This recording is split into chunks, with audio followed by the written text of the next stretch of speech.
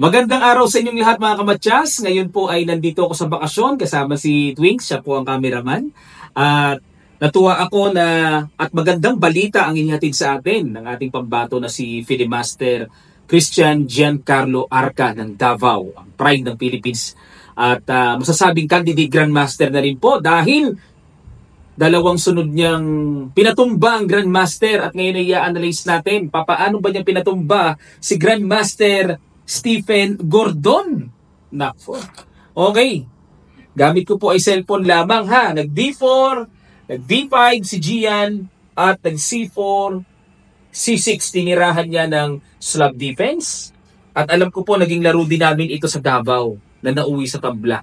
Ayan. Nakalaro ko na rin si Gian eh. Knight F6, Knight C3 at nag-A6. Paborito niya ang tinatawag na Chepenenko variation ng slab. At dito, nag-E3 si Gordon at para may depensa yung pawn C4 at dito nag-Bishop F5. Merong ibang linya dito na common din yung dumidiretso ng B5. Pero sa kanya kasi, mas gusto niya yung Bishop F5 para ilabas yung tinatawag na slab Bishop pattern development at nag-Knight H4. Agad siyang inistorbo ni GM Gordon para yung slab bishop ay mawala sa strong diagonal control na yan. Pero sa theory, nagbi-bishop G4 talaga at umilag dito si GM. Kasi po, itong bishop G4 ay pinoprovoke ang pawn to F3. Na kapag nag-pawn to F3, pwedeng mag-bishop H5 na at least yung F3 ay hindi kinakailangan sa posisyon na ito at magkakaroon po ito ng depekto pagdating sa middle game. Kahit papaano ay nakakapagbigay kasi ng butas yan para maatake ang White King. Kaya, minabuti na lang dito ni Gordon na mag-Queen C2 para mapreserba ang kanyang istruktura sa king side.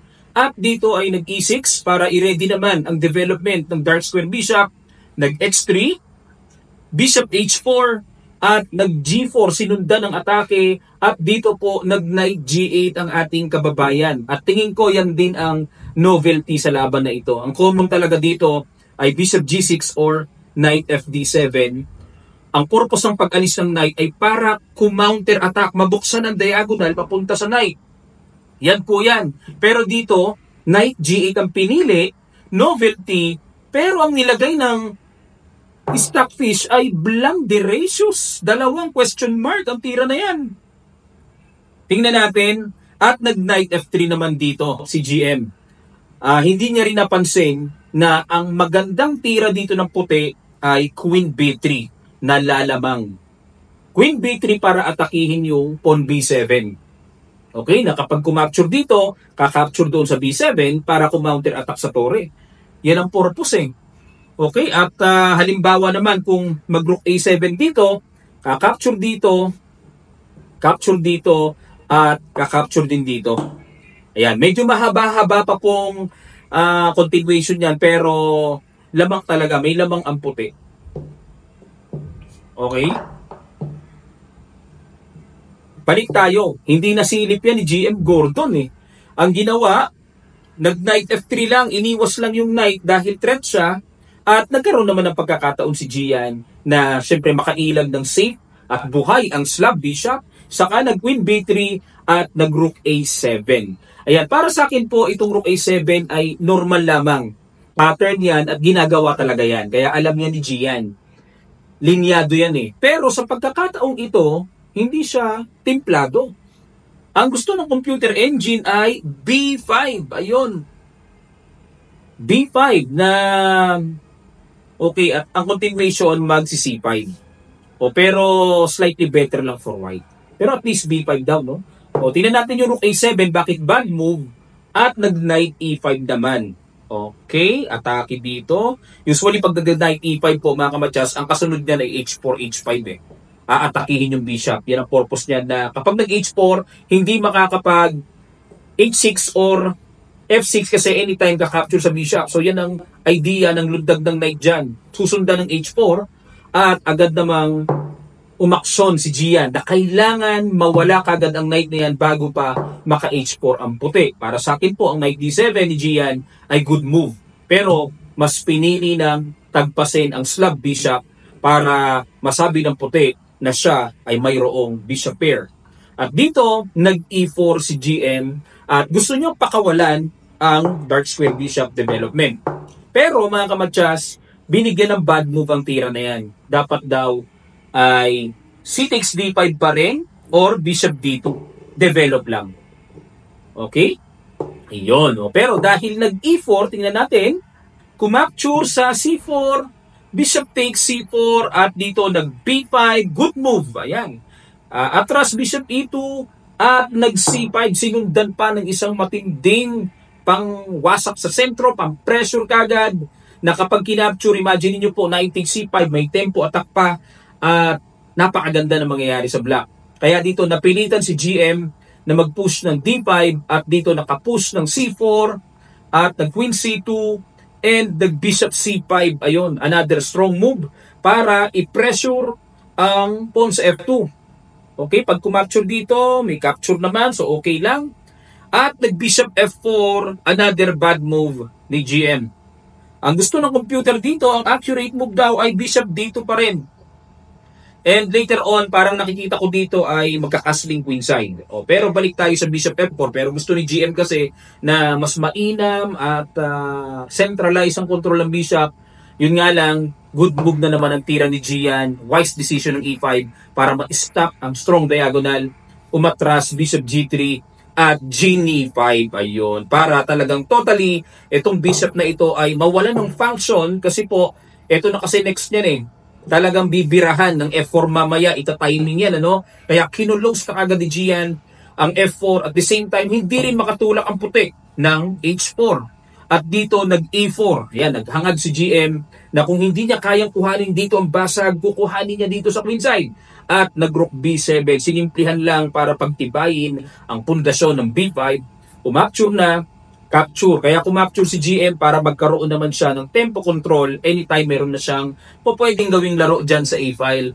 At B3, nilubos-lubos ni GM ang pagbasag sa pundasyon talaga ng pawn structure na yan na nakakapagpaipit sa puti. Pero another bad move na naman po. Sunod-sunod. Dapat daw dito ay mag-castling na. Bagay na mahirap din pong tanggapin ang castling na to kasi laging, di ba, unang tingin may capture na libre sa pawn h3. Pero sa computer, pag kinapture yan, magiging g2 lang. So medyo malalim-lalim ang aplikasyon na kinakailangan and realization ng puti para maunawaan na castling ang tira.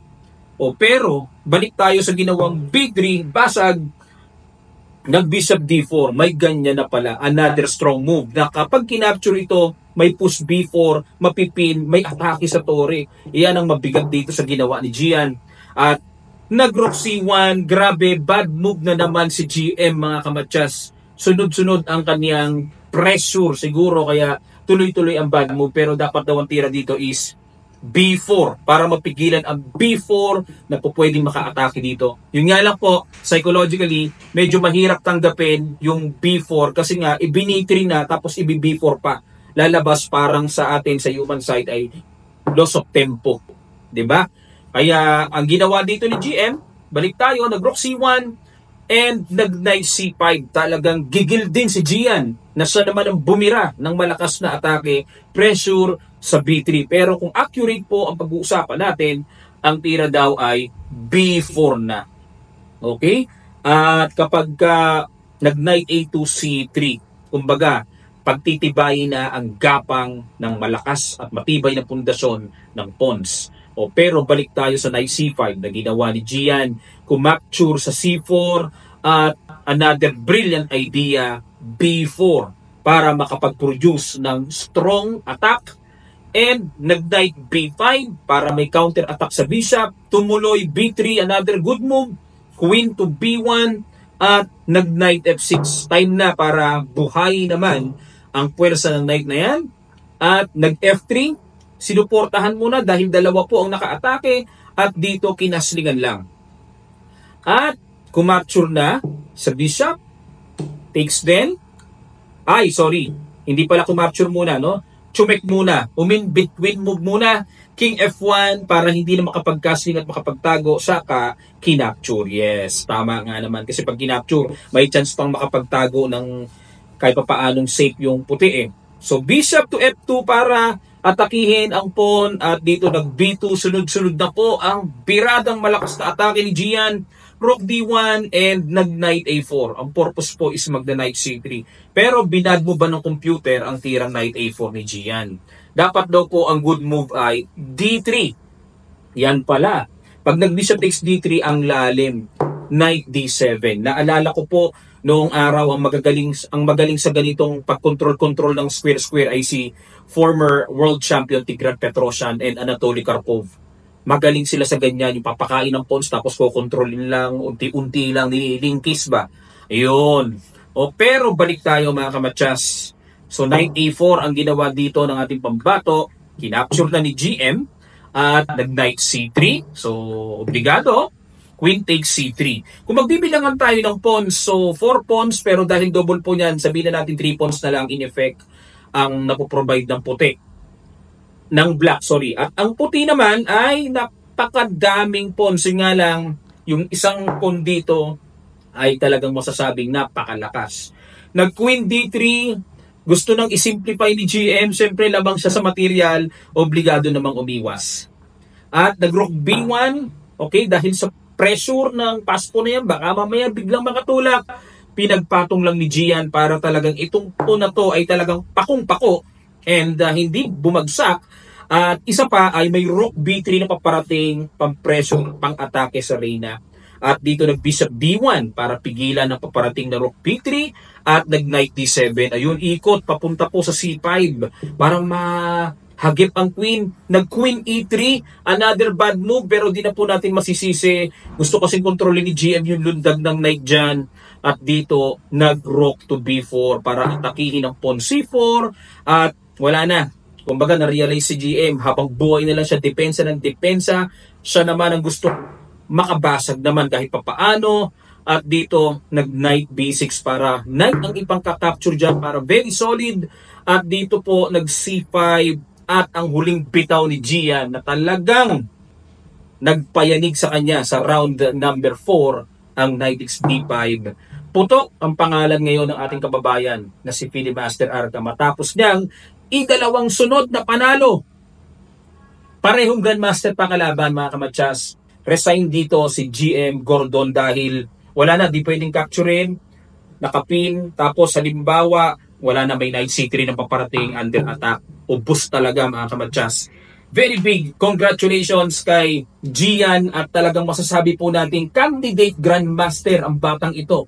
At kung sa hinaharap na panahon, no, kung ipagkakaloob sa kanya, ay magiging kauna-unahang Grandmaster ng Mindanao. Okay, maraming salamat po at ito po ang update ng kanilang standing. Nakakatuwa po mga kamatsas, nangunguna ang ating kababayan, ang bandila ng Pilipinas after round number 4, Christian Arca, 4 points at dalawa pa ang sumusunod sa kanya na perfect points din, Grandmaster M. Lalit ng India at International Master Arif Hafiz. Ayan, abangan natin bukas kung sino ang kanyang makakaharap, alinman sa dalawang yan.